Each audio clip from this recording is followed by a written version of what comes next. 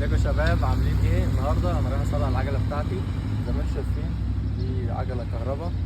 عندي مشكله هنا في الموتور، فرايحين النهارده نشوف هتصلح بكام. وحاجه كويسه في ترول، قدم على موقع تقدر ان انت تاخد ديسكاونت عليه لو انت عندك عجله. فطبعا الديسكاونت ده بيدفع لك اعتقد نص المبلغ. فيلا بينا نشوف هنصلح العجله بكام. دخلنا يا جماعه الاتوبيس، دلوقتي احنا حاطين العجله قدامنا 10 دقايق لما نوصل.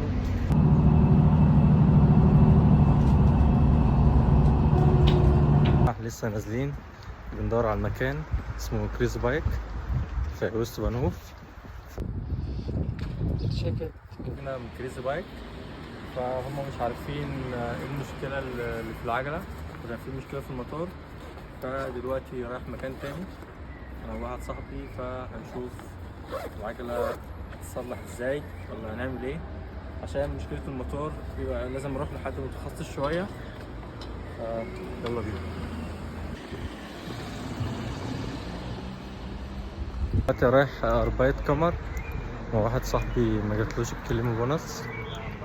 فخدكم معايا كده جوه نشوف الدنيا عاملة ايه.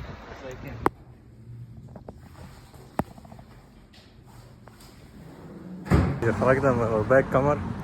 واحد صاحبي عنده مشكلة، ما استلمش الكلمة بونص دي.